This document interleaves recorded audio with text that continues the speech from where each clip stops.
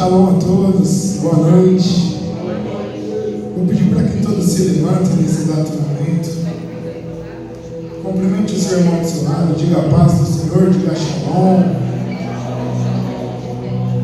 Hoje nós estamos aqui para adorar o nome do Senhor, para engrandecer o nosso Rei. Amém?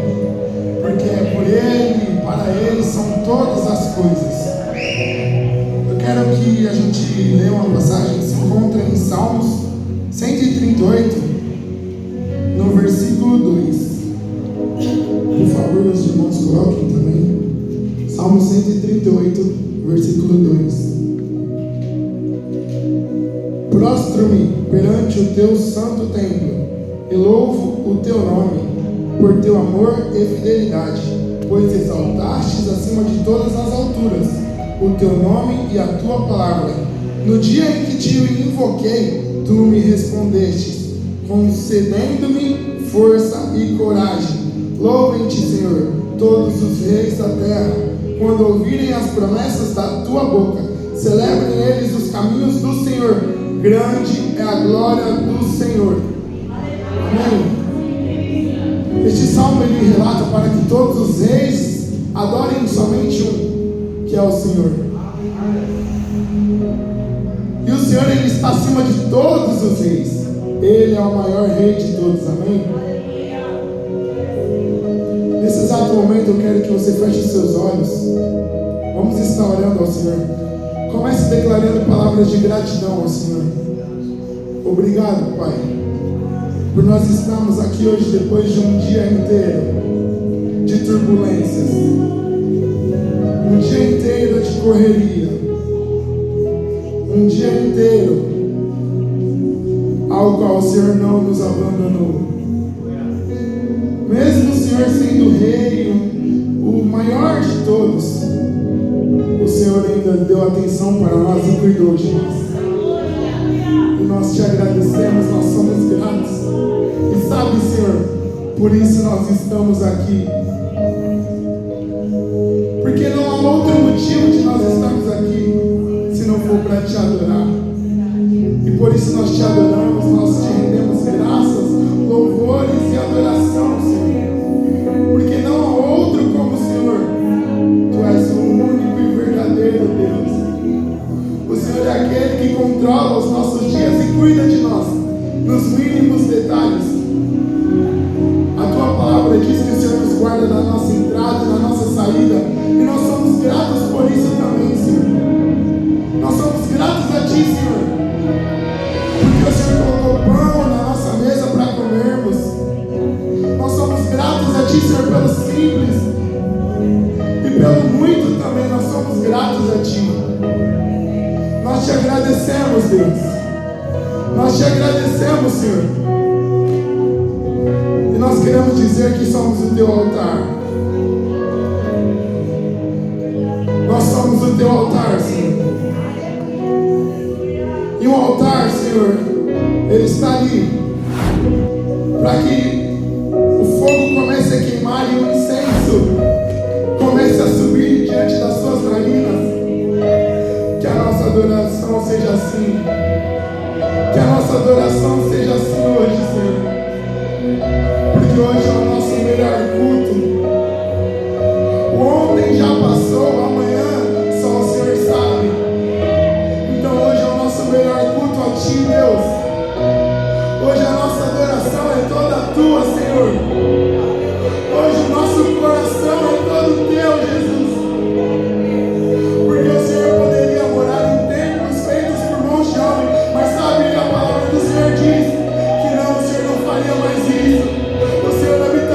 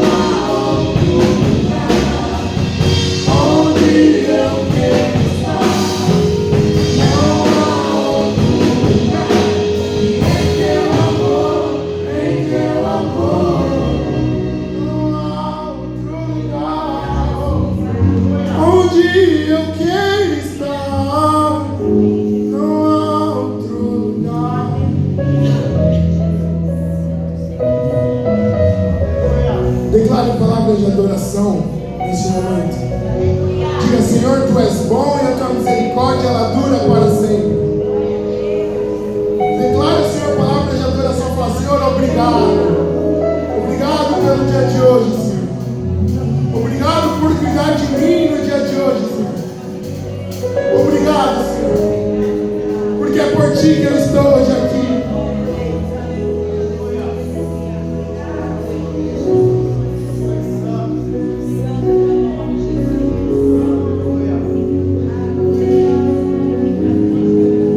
És adorado, Senhor. É por Ele que nós estamos aqui hoje. É por Ele que nós estamos aqui hoje.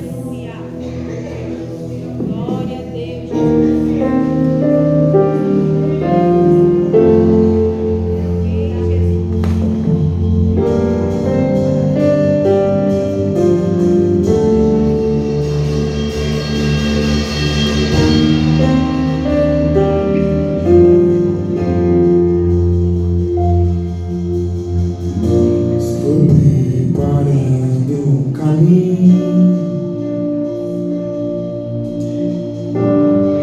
endireitando as veredas, e cada vez mais diminuindo, porque importa que Ele cresça.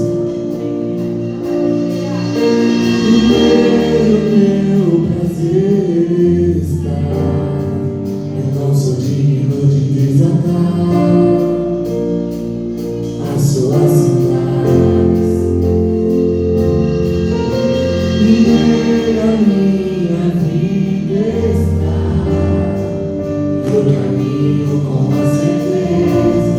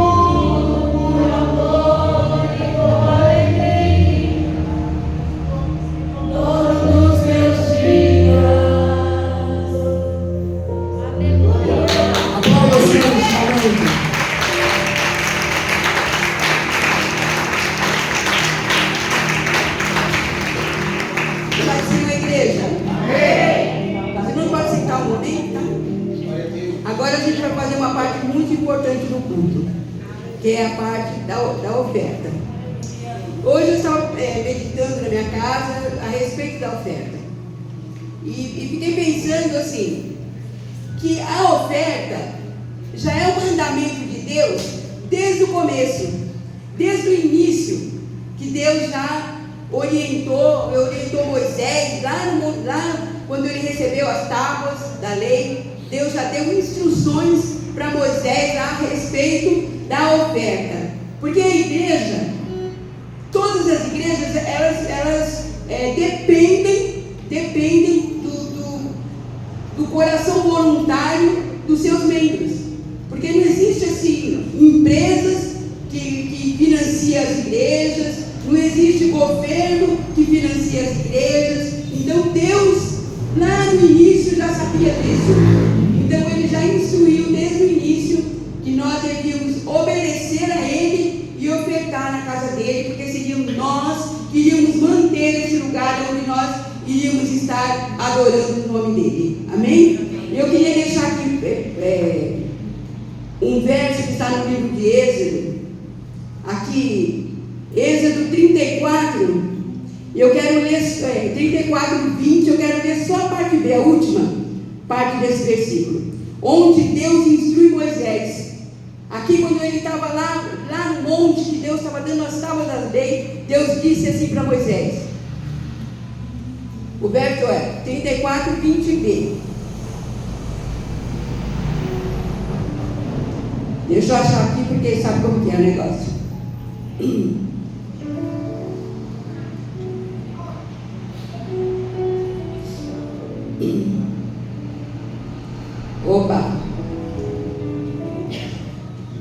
Oba, achei. Ninguém compareça perante mim de mãos vazias. Isso foi que Deus falou para Moisés, quando Moisés estava lá e Deus estava instruindo ele. Então hoje, irmãos, nós temos que ser obedientes ao Senhor. E através dessa palavra do Senhor, nós temos que agir em obediência a Deus. Eu estava pensando, sabe, também, meditando também, que Deus, Ele, há muito tempo, eu logo que eu me converti, eu vim para os caminhos do Senhor, acreditando que eu vinha para a igreja, porque eu ia ter uma vida mudada, porque Deus ia agir na minha vida, porque tudo ia ser diferente. Mas depois de muito tempo na casa de Deus, acreditando nisso, falando para as pessoas sobre isso, eu fui capaz de entender que Jesus é muito mais além disso. Jesus é muito mais na nossa vida, além do que restaurar o meu casamento, além de melhorar minha vida financeira, além de curar as minhas dores, as minhas doenças. Jesus, Ele é muito mais. Ele veio com o propósito de ser o meu Salvador. E isso é o que passa na nossa vida. Quando eu medito, vivo em obediência àquilo que Ele me ensinou, aquilo que Ele disse para mim, Ele será o meu Salvador. E ser o meu Salvador é muito mais do que uma vida amorosa, uma vida conjugal, restaurada e mudada. É muito mais do que um físico são, curado. É muito mais do que uma vida financeira abastada. É a salvação. Tudo é passageiro, mas a minha vida é eterna. A minha vida com Deus é eterna. Tudo aqui vai passar, mas a minha vida lá no céu vai permanecer. Então hoje, irmãos, nesse momento de ofertar com alegria, com o coração alegre da presença do Senhor, regozijante de alegria, vamos ser obedientes ao Senhor. E uma lei que Ele deixou para nós há muitos anos. Ninguém permaneça, vá à minha casa, permaneça na minha presença de mãos vazias. Então hoje, irmãos, que nós possamos estar dando o nosso melhor para o Senhor. Amém? E você que está com seu coração aberto,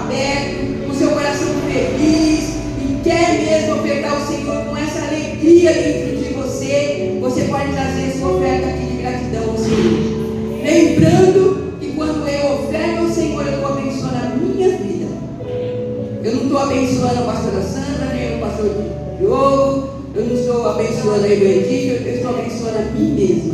Lembrando que a sua oferta é bênção para você mesmo. Enquanto você se dirige aqui para trazer a sua oferta, eu quero orar por você, amém?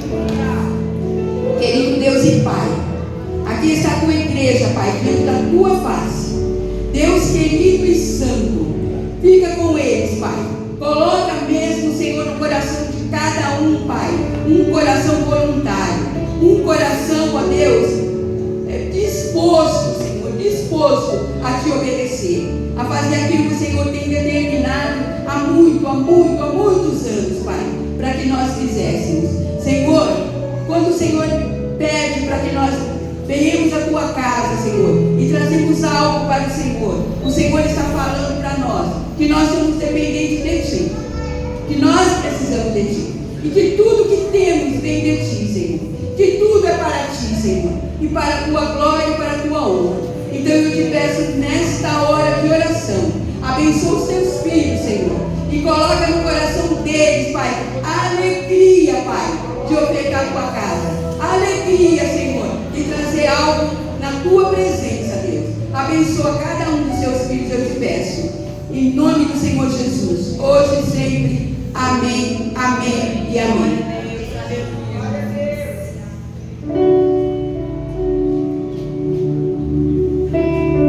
Se levante, por favor, para adorar o Senhor.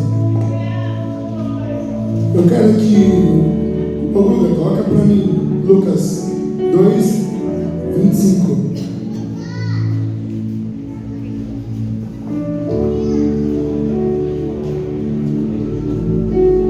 Entre mentes havia um homem em Jerusalém chamado Simeão, homem justo e piedoso, e que almejava a consolação de Israel, e o Espírito Santo estava sobre ele. O Espírito Santo lhe havia revelado que não morreria sem ter a oportunidade de ver o Cristo de Deus. Movido pelo Espírito Santo, ele dirigiu-se ao templo, assim que os pais trouxeram o menino Jesus, para realizarem com ele o ritual de consagração exigido pela tradição da lei. Simeão o tomou em seus braços e louvou a Deus, exclamando: ó soberano, como prometestes, podes agora despedir em paz o teu servo, porquanto os meus olhos já contemplaram a salvação, a qual preparaste à vista de todos os povos, luz para a revelação aos gentios e para a glória do teu povo de Israel. Ó soberano, como prometeste, podes agora despedir em paz o teu servo. Sabe por que ele disse isso? Porque ele estava vendo Cristo, ele estava vendo a promessa ser cumprida, ele estava vendo a promessa ser cumprida. Os olhos dele estavam contemplando aquele que traria salvação, não só para Israel, mas para o mundo inteiro, para mim, para você. Cristo é a salvação para nós. Cristo em nós é a revelação da glória. Cristo em nós. Aquele homem, ele pôde contemplar. E hoje nós não só contemplamos, mas nós temos ele como morada. Ele mora dentro de nós. Ele mora dentro de nós, no nosso coração.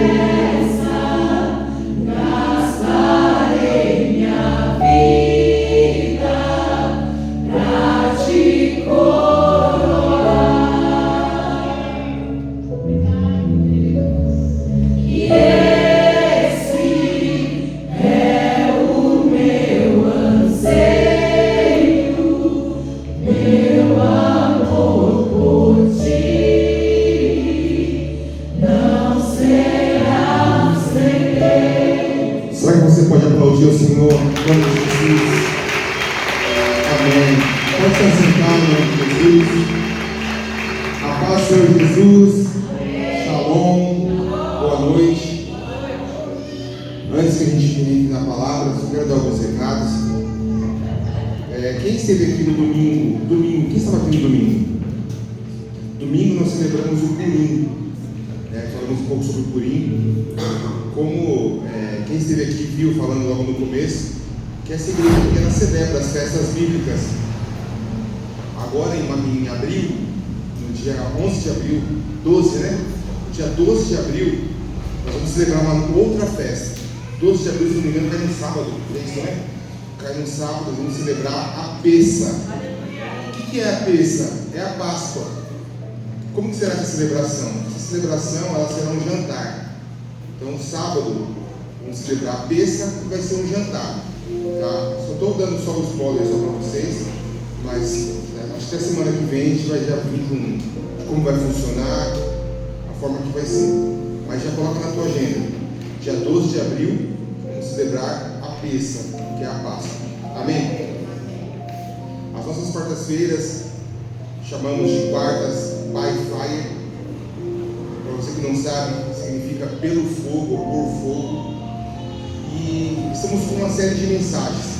Essas quartas-feiras de março, estamos falando sobre a cruz de Cristo.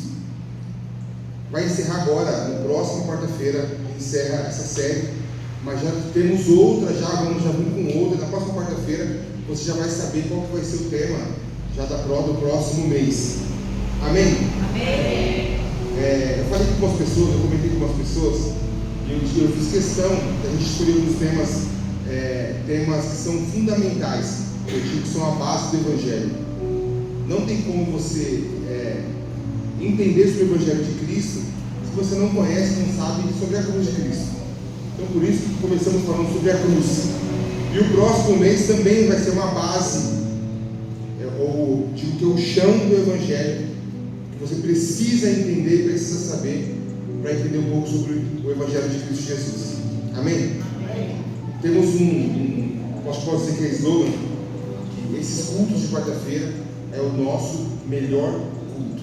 Amém. É um culto de aprendizado, você vai ouvir sobre alguns temas. E é legal você ouvir todas as quartas-feiras o mesmo tema, para ver aspectos diferentes, perspectivas diferentes. Cada pregador que veio, até se você acompanhou a gente essas quartas-feiras, você pode perceber que cada um trouxe um aspecto diferente, uma visão diferente do mesmo tema. Isso é muito legal, porque a gente acaba crescendo em conhecimento. Amém? Agora, no último final de semana de março, dia 28, 29 e 30 de março, nós vamos ter nosso encontro com Deus. Encontro com Deus. Tá?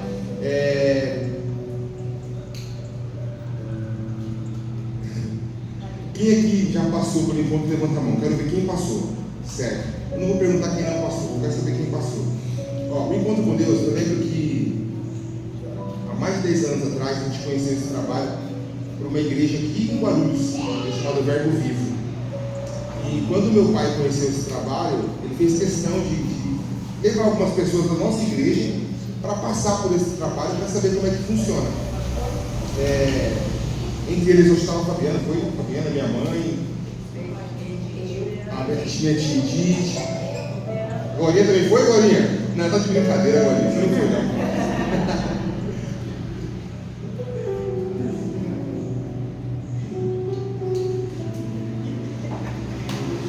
Então, eu lembro que mandou os testes de ferro para saber como é que funcionava o trabalho, e eles voltaram assim radiante daquilo que eles tinham visto, porque foi o trabalho funciona como?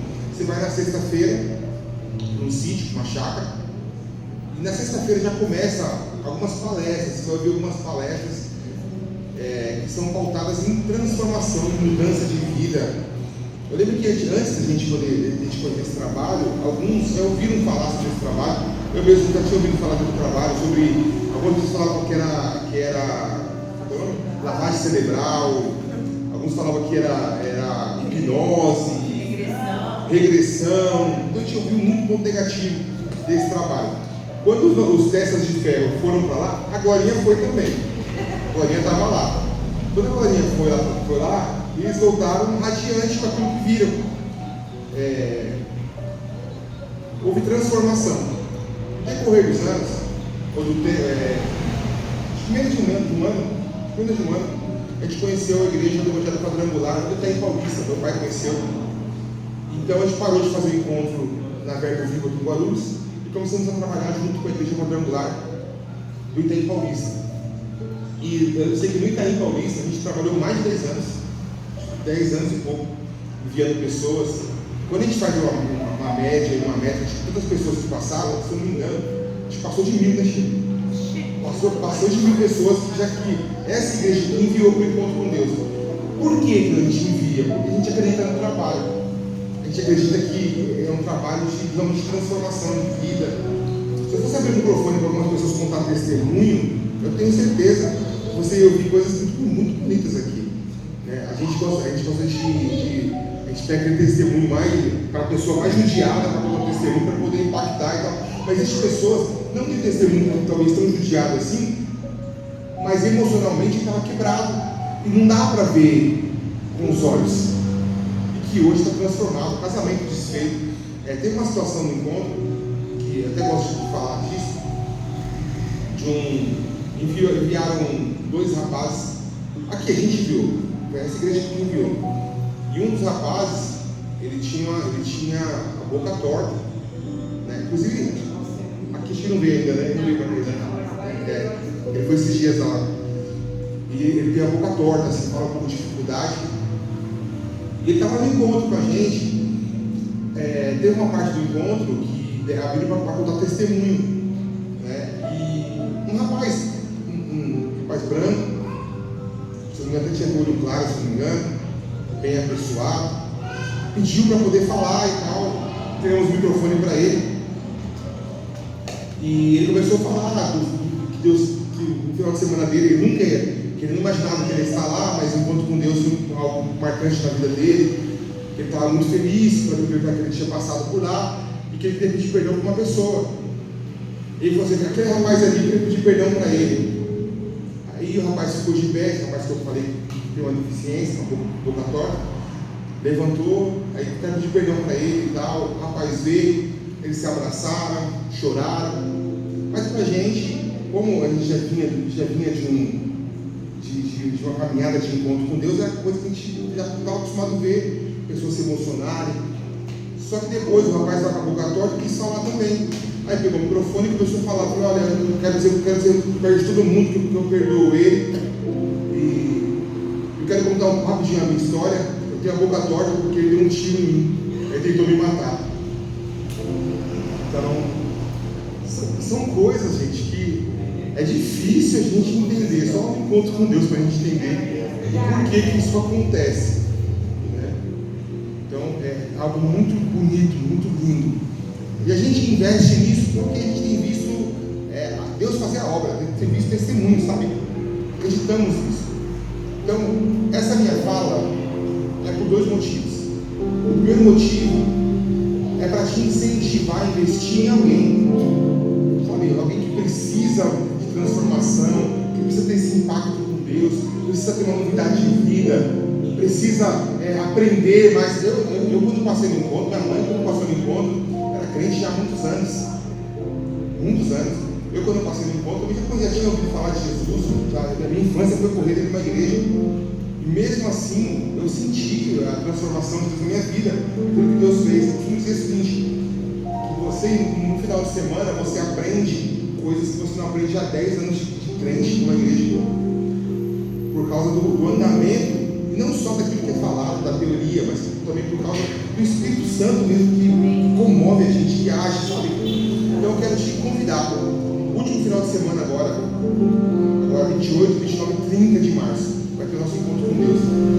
E ele vai ser algo diferente. Por que será diferente? Porque todos os nossos encontros foi feito em chácara, sítio. Há mais de 10 anos fazemos um sítio em chácara. Só que esse nosso encontro vamos fazer aqui na nossa igreja. Vai ser aqui.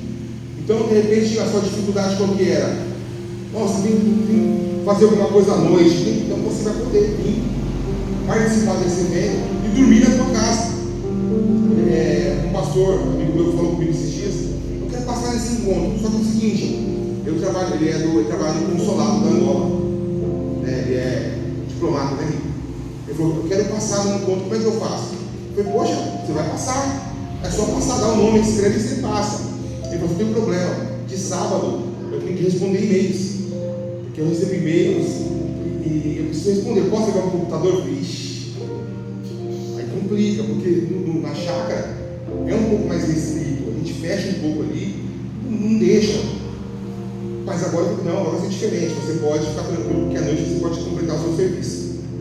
Então, acredito que é uma novidade de Deus para a gente, algo novo, algo diferente, e eu sei que o efeito vai ser melhor ainda, né? Isso é algo grandioso que vai acontecer aqui. Amém. Eu te convido para, antes de você criticar, antes de você falar, que você participe primeiro. Se for ruim, aí você pode falar para todo mundo, criticar, xingar e fazer o que for. Mas se você não passou, eu não te dou o direito de você xingar, criticar e nem falar nada. Então venha, participe, vê se realmente é algo bom, vê se realmente vai ter transformação na tua vida. E, novamente, invista em alguém, traga alguém. Eu acredito que está mais fácil agora, vai ser aqui na igreja. Convide alguém para estar com a gente aqui. Vamos encher essa casa aqui. Em nome de Deus, eu acredito nisso. Vai ser uma bênção, vai ter muitas pessoas. E você também, te convido para você trabalhar nesse evento. As pessoas que estão passando é ministrada, mas quem está trabalhando também é ministrado. Deus fala. E vai ter um momento específico para você que está passando, que está servindo também nesse evento. Amém? Conto com vocês, conto com essa igreja, conto com essa casa. Eu acredito que é só o começo daquilo que Deus está fazendo. Falo isso todas as vezes que eu pego o microfone, que eu falo de igreja, eu falo isso. E vou encerrar minha fala falando a mesma coisa e dizer que um dos maiores intuitos dessa igreja é ser relevante aonde nós somos inseridos. A gente tem que ser relevante aqui dentro. Se a gente não for relevante aqui dentro, na pena, nós somos inseridos, ele não está servindo para nada. Tá? Como eu falei outras vezes, temos alguns projetos, pedir para a Chile pegar nome, a gente tem que quisesse participar de alguns projetos. Temos um projeto do esporte, que eu comentei com vocês já. Futuramente vamos começar nossas aulas de jiu-jitsu aqui. Tudo para quê? Para inserir e para ser relevante. Amém? Eu convido você agora a ficar de pé, em nome de Jesus. Que você recebesse o homem de Deus, o pastor que vai trazer a palavra, o nosso pastor Alexandre. Aplaudindo ao Senhor pela presença.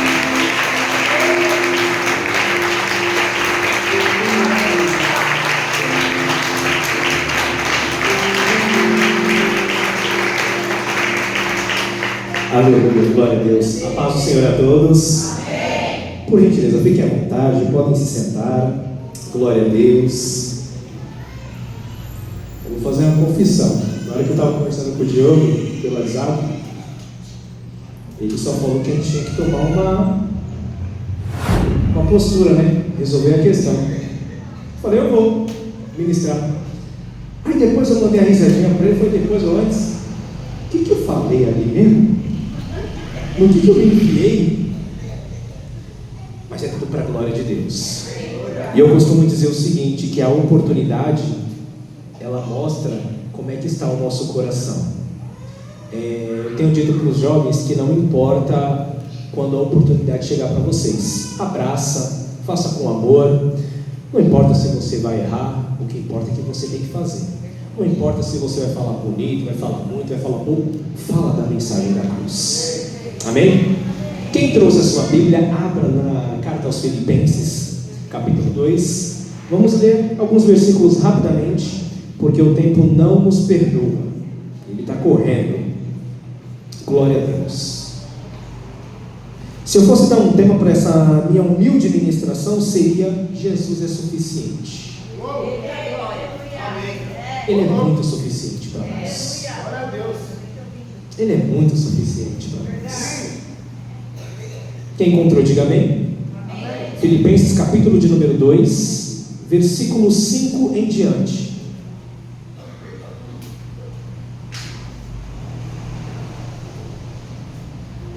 Diz assim a palavra de Deus: De sorte que haja em vós o mesmo sentimento que houve também em Cristo Jesus.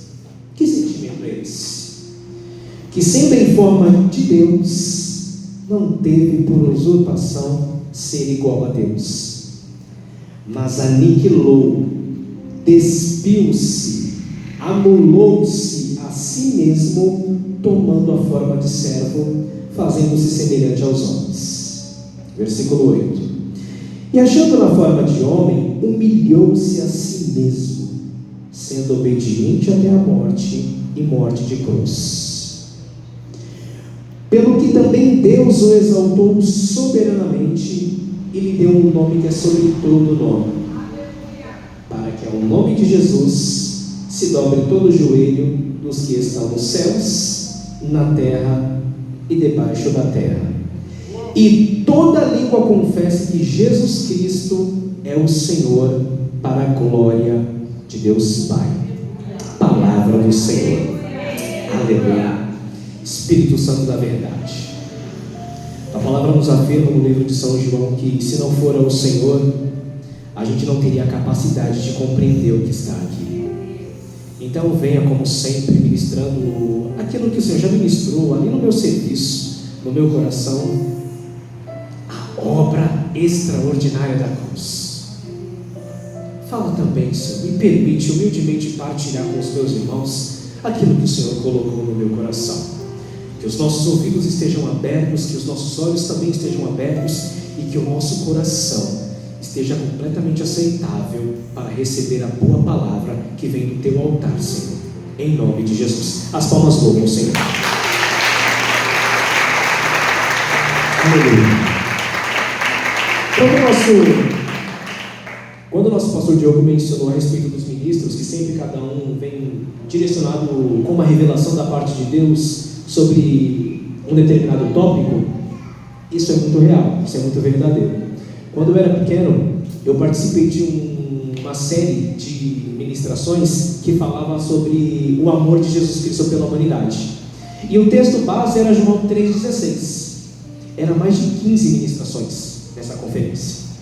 E todo santo dia tinha uma revelação extraordinária da parte de Deus. Era algo muito absurdo, em que a pessoa lia o mesmo versículo, mas o Senhor bradava com uma revelação completamente diferente. E com toda a humildade, hoje também não vai ser diferente. Amém? Eu também, quando era pequeno, eu perguntava para Cristo: como é que pode o Senhor ter morrido por mim numa cruz, me salvado e ponto final? Eu vou ser sincero, eu me indagava. Eu não acreditava friamente que Ele veio, morreu por mim, simplesmente assim. Aí eu gostava de escola, de escola dominical. E eu ouvi uma vez algo que mexeu com o meu espírito, que eu nunca vi ninguém mencionar a respeito daquilo que virou a chave. É por isso que sempre quando você puder, venha para a casa do Senhor. Porque se você não compreender determinada ministração que você ouviu domingo passado, mais para frente você vai compreender. Porque o Senhor, Ele vai abrir os seus olhos espirituais. E comigo não foi diferente.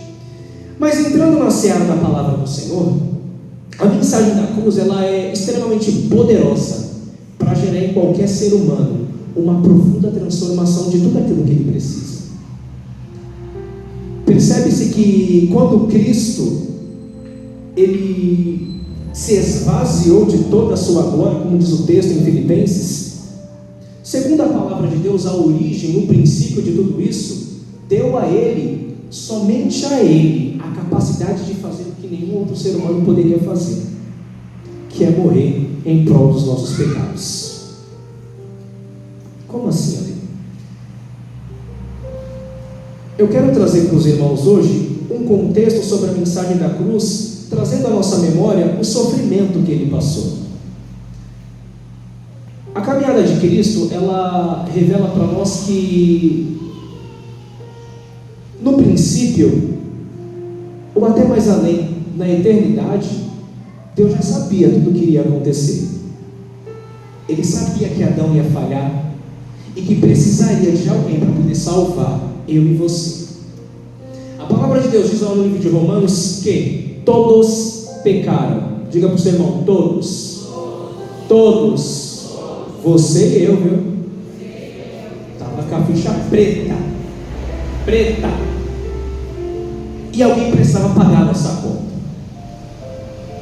Jesus Cristo, quando se coloca na condição de querer resolver o nosso débito, a nossa dívida, Ele precisa abrir mão de tudo aquilo que é Ele, na plenitude da sua glória. Pode ver que o texto não fala que Jesus Cristo abriu mão de todo o seu poder, fala que Ele se esvaziou de toda a sua glória. De toda a sua glória. E dentro da revelação que o Senhor partilhou comigo,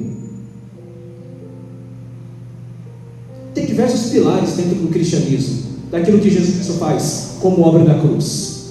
Por favor, não se escandalize, tá? A cruz, ou apenas um pedaço de pau, segundo os historiadores, era considerado algo pagão, não era algo cristão e não é algo cristão. Amém? Estão entendendo? O madeiro em si não tem nada a ver com o cristianismo. O que revela a obra do cristianismo é a obra de Jesus Cristo. É a obra. Foca na obra. Por quê?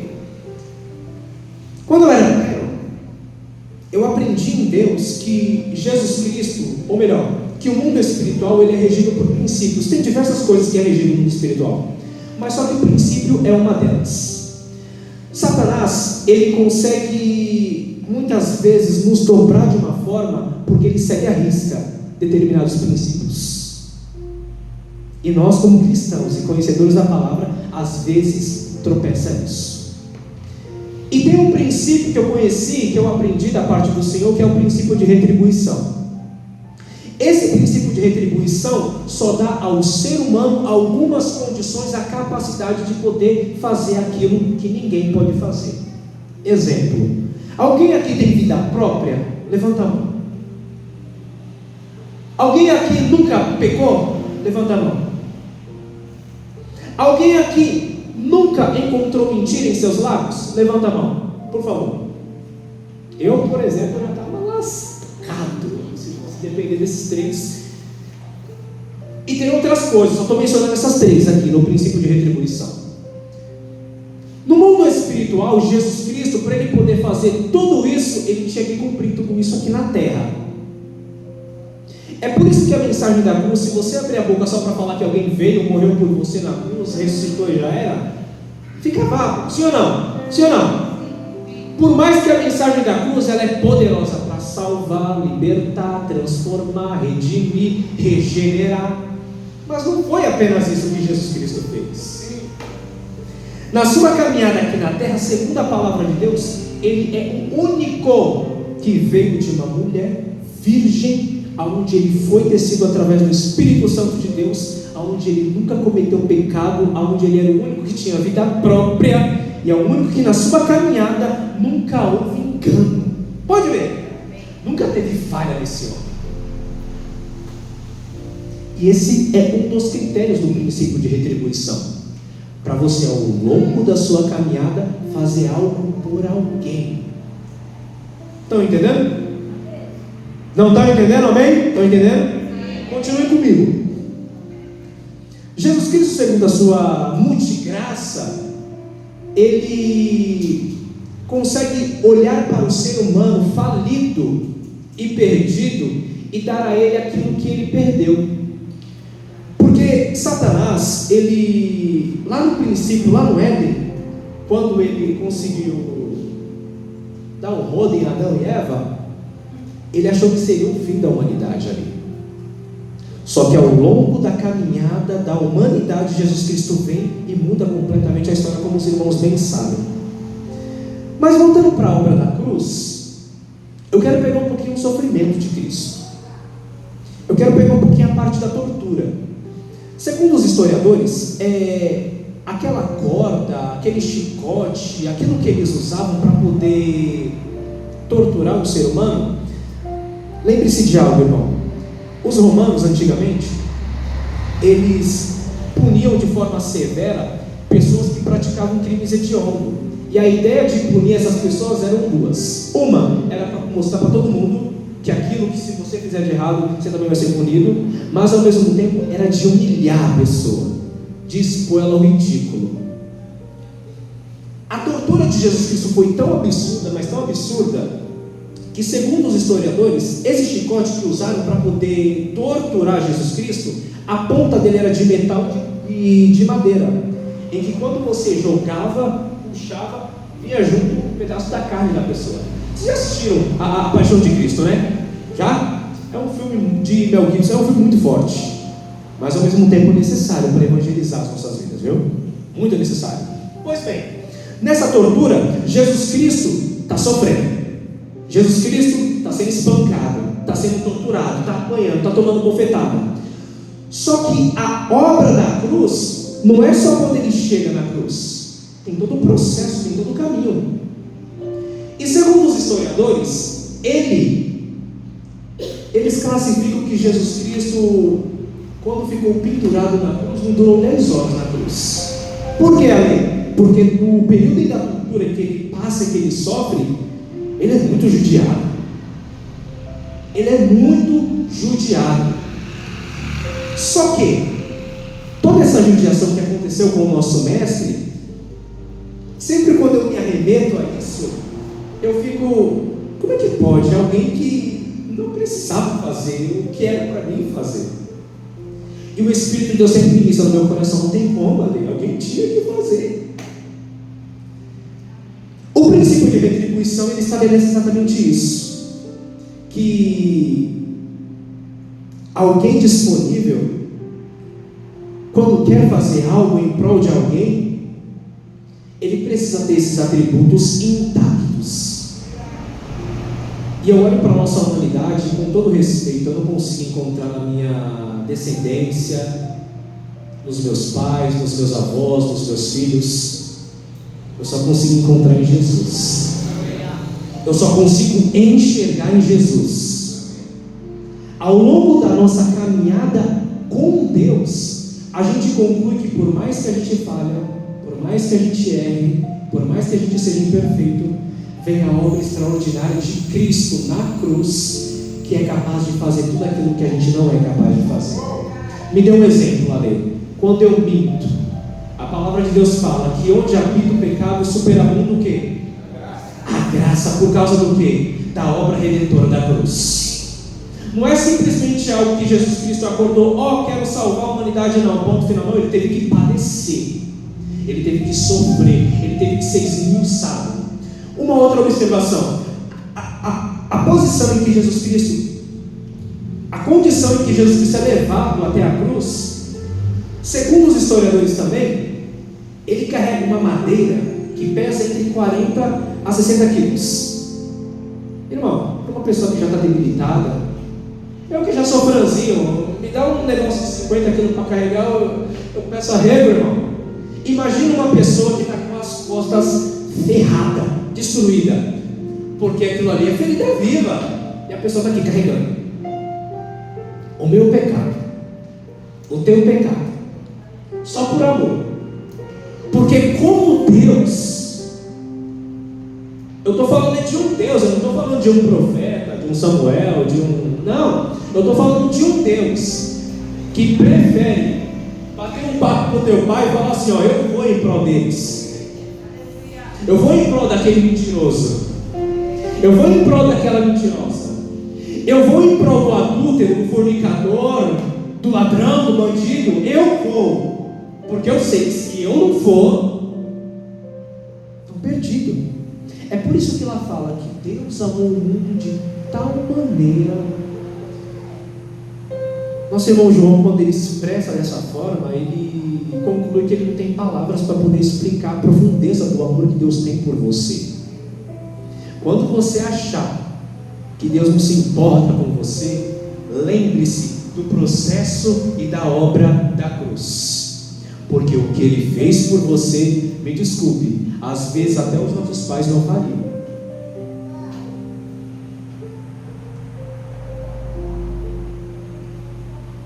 Voltando para o pilar, eu coloquei 3 aqui.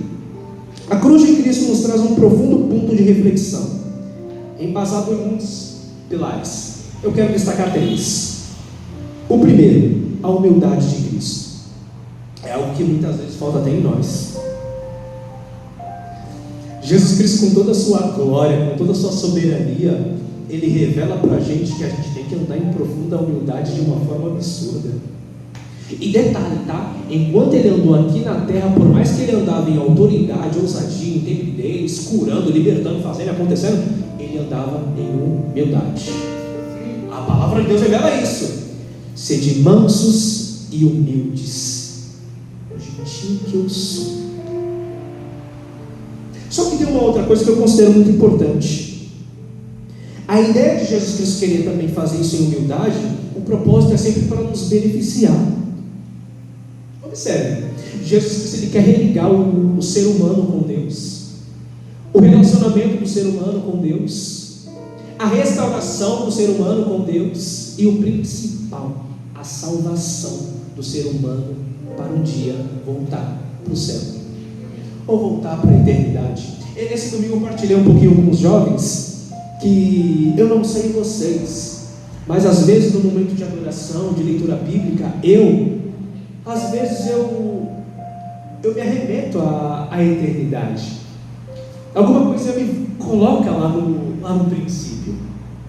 Eu não sei vocês, mas eu acredito que tem muita coisa que está dentro aqui do nosso espírito, que quando nos conectamos com Deus, Ele ativa determinadas situações em nossa vida que faz com que a gente se relacione cada vez mais e mais intensa com Ele. Segundo pilar, a obediência de Cristo. O cara era um Deus, ou melhor, Ele é um Deus, e mesmo assim foi obediente. No processo de morte de cruz, Ele não abriu a sua boca. Pode ver, em qualquer um dos evangelhos, quando você for ler o processo da obra da cruz, Jesus Cristo não reclama do que acontece com Ele. E eu aprendi algo muito profundo a respeito da reclamação. Quando a gente reclama de algo, a gente está querendo dizer que a gente consegue fazer melhor que Deus aquilo que Ele está fazendo em nós.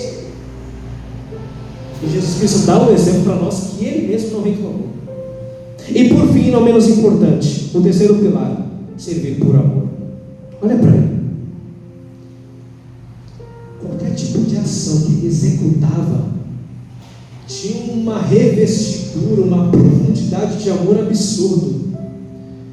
É por isso que em todo tempo, quando nós erramos, quando falhamos, Ele nos constrange com o amor dEle, só para nos conectar, só para nos religar, só para nos trazer de volta para Ele, porque nós somos muito puros, nós somos muito imperfeitos, nós somos muito falhos. Por isso que nós dependemos da morte de Cristo na cruz. Voltando para o princípio de retribuição, segundo a palavra de Deus, Jesus Cristo tem a vida.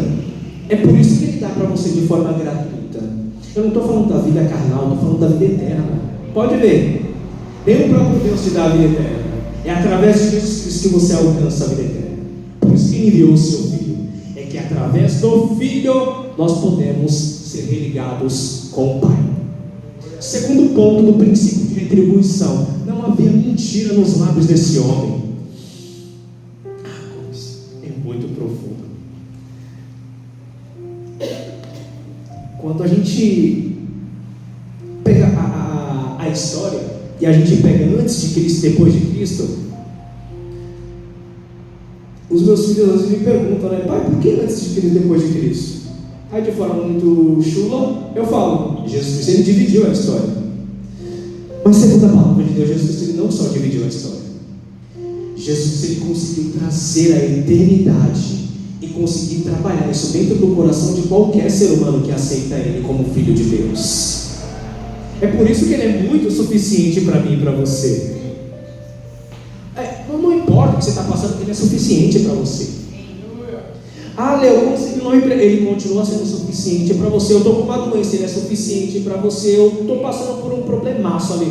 Jesus Cristo, Ele é suficiente para você. Descansa o teu espírito, descansa a tua alma, descansa seja lá o que for no Senhor, porque Ele é suficiente para nós. O trabalho da cruz é tão extraordinário porque ele consegue trazer isso para nós de uma forma tão amorosa, mas tão amorosa, que chega até a ofender a gente, chega até a constranger a gente, mas é uma ofensa positiva. Por quê? Porque sem ele, nada do que foi feito seria possível. A palavra de Deus fala bem assim, que no princípio ele era o Verbo, e o Verbo era Deus, e o Verbo estava com Deus. No princípio ele já compreendia que tudo isso tinha que ser necessário para que eu e você compreendesse a profundeza daquilo que só ele foi capaz de fazer.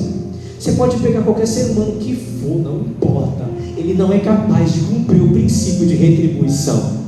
Ele não é capaz de catar o Alexandre e falar bem assim: Alexandre, ó, os teus pecados estão perdoados, tá bom? Pode subir aqui para o céu.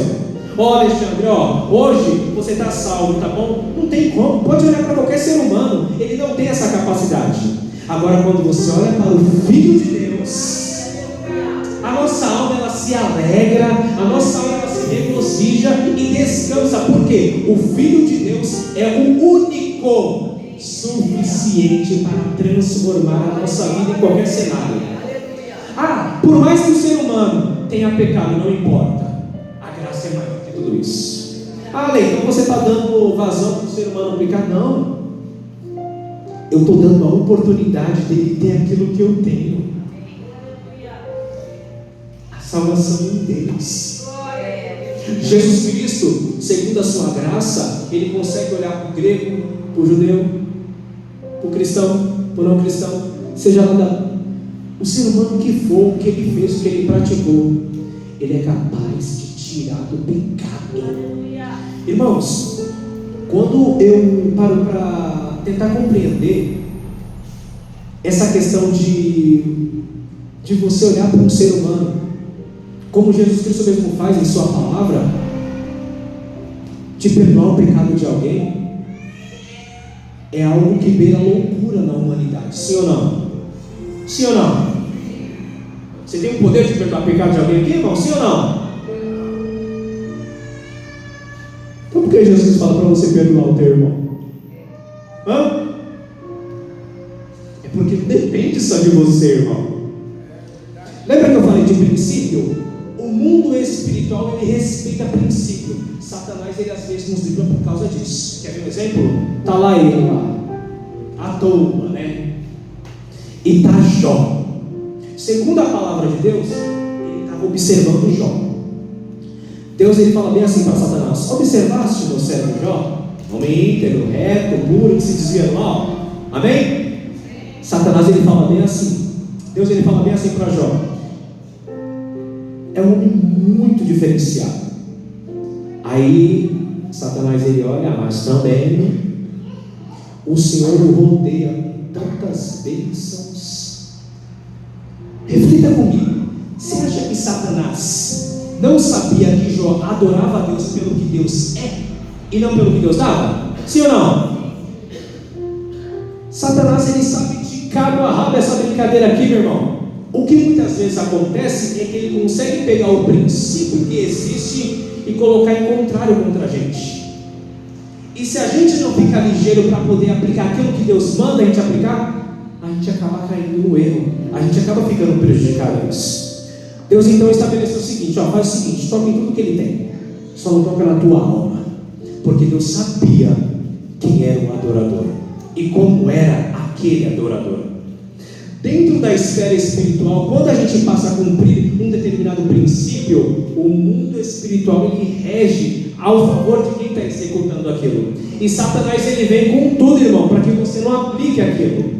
Qualquer princípio que seja, de honrar, de servir, de adorar, de entregar algo no altar, qualquer coisa que seja, faça dando o teu melhor, porque Deus, ele tem o poder de te honrar. Agora vamos voltar aqui para a obra redentora de Cristo. Quando o nosso Senhor Jesus Cristo, ele cumpre o princípio de retribuição, você vai ver lá no livro de Filipenses que Deus dá somente a ele um título que nenhum outro ser humano tem. E Deus o exaltou soberanamente. Segundo a palavra de Deus, Jesus Cristo, por favor, não se escandalize, tá?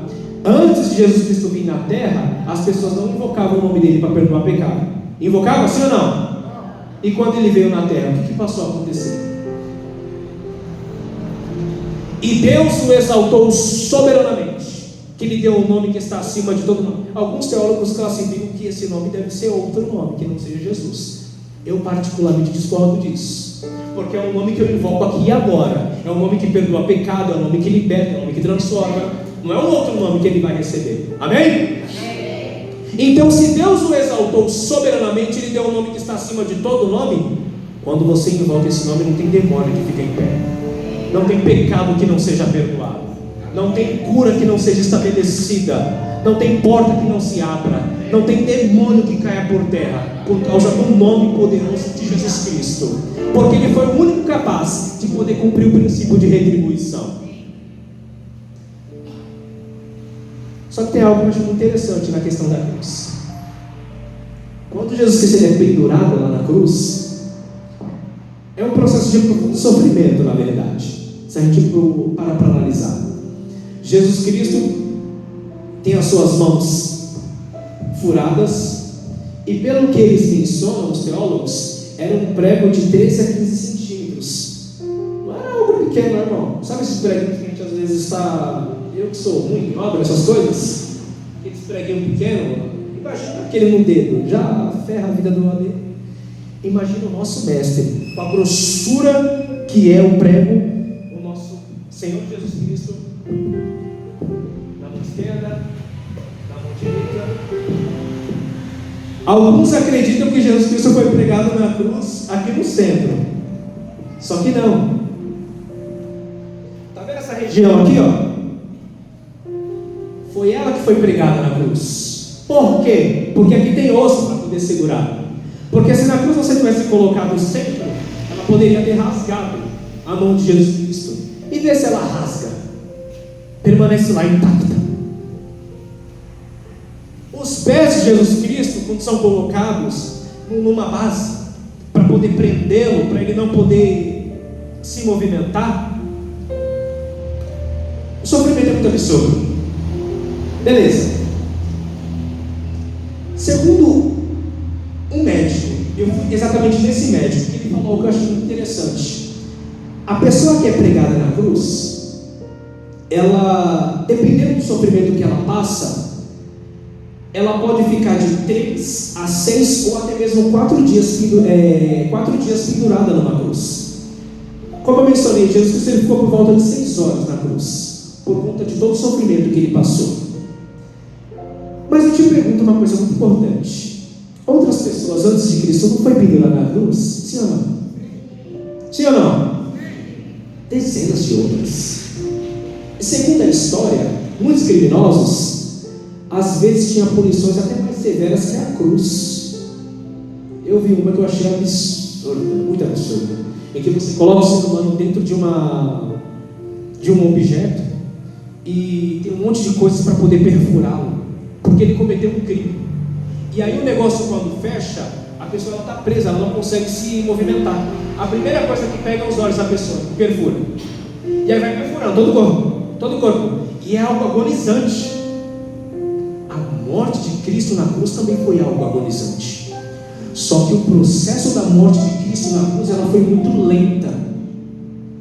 É por isso que Jesus Cristo, quando ele morreu na cruz, ele não ficou 3, 4 dias, por conta da tortura que ele passou,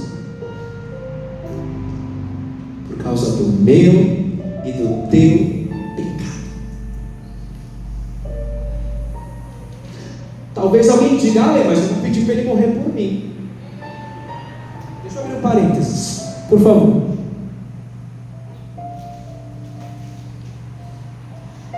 Eu conheço homens que hoje não estão mais na casa do Senhor, que conhecem a Bíblia de trás para frente. E sabe o que eles muitas vezes falam para mim?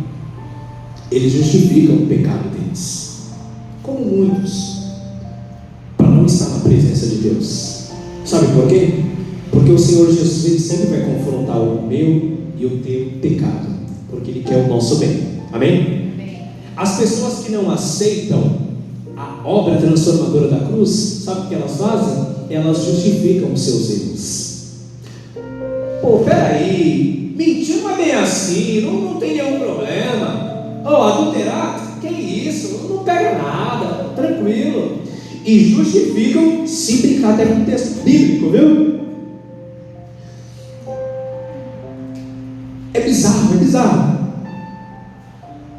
Mas segundo a palavra de Deus, esses são classificados como quem se apostatou da fé, que fica para uma outra administração isso daí. Voltando para a obra da cruz, Jesus Cristo, quando estabeleceu se entregar por mim e por você, Ele conseguiu fazer algo com profundo amor diante daquilo que eu e você jamais poderia fazer. Só que quando eu vejo todo o processo, toda a caminhada dele ali naquela cruz do Calvário, eu consigo enxergar em nós algo que deu certo. Por isso que eu e você tem a oportunidade de, quando puder, por favor, venha falar do amor dele. Pode ser aqui, pode ser na tua casa, pode ser onde você trabalha, onde você estuda. Fala do seu jeitinho, porque o Senhor vai usar a tua vida. Não tenha medo, não tenha vergonha. Sabe por quê? Porque às vezes determinada vida está esperando uma palavra que vem de você. Ela confia às vezes no que você vai soltar, e você fica segurando a mensagem da cruz. Tem uma canção da harpa cristã que fala que até morrer eu a vou proclamar. E com toda a humildade, se assim o Senhor nos der a graça, até morrer nós iremos anunciar a mensagem da cruz. Ela faz sentido para a nossa vida, porque sem ela, me desculpe, nós não estaríamos aqui. Nós não teríamos convicção da nossa salvação. Nós não teríamos a total certeza daquilo que Ele faz quando a gente falha. Eu quero falar, eu preciso dizer isso. Quando a gente peca, é algo assim muito banalizado por alguns. Por quê? Porque tem gente que se sente sem direito à graça redentora de Cristo, quando mente, quando erra, quando falha. Eu acho bacana o peso para a pessoa, com todo respeito, tomar vergonha na cara e querer melhorar. E eu me incluo nessa. Só que você não pode seguir a sua vida de culpabilidade. Você tem que seguir uma vida de regeneração, uma vida de transformação, porque é isso que o poder da cruz faz. Eu sempre dou o exemplo do pecado, que quando você anuncia o nome de Jesus por algo que você praticou, você é como uma cachoeira. Ou melhor, você está passando por debaixo de uma cachoeira. Passou, Jesus Cristo perdoou o seu pecado. Simples assim, simples assim, não tem segredo. Agora, quando as pessoas romantizam o cristianismo e gostam de, desculpa o teor da palavra, achar que só ela tem telhado de concreto, me desculpa, todo mundo aqui tem telhado de vida. Todo mundo aqui é falho, todo mundo aqui é imperfeito.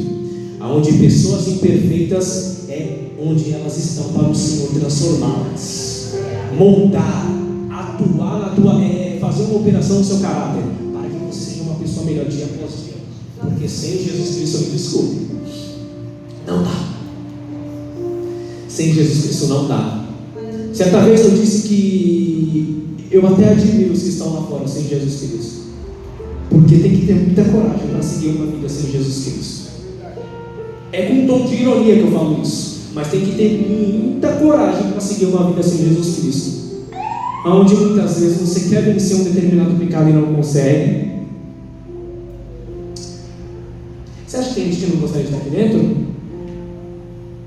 Eu não tenho força. Eu não consigo.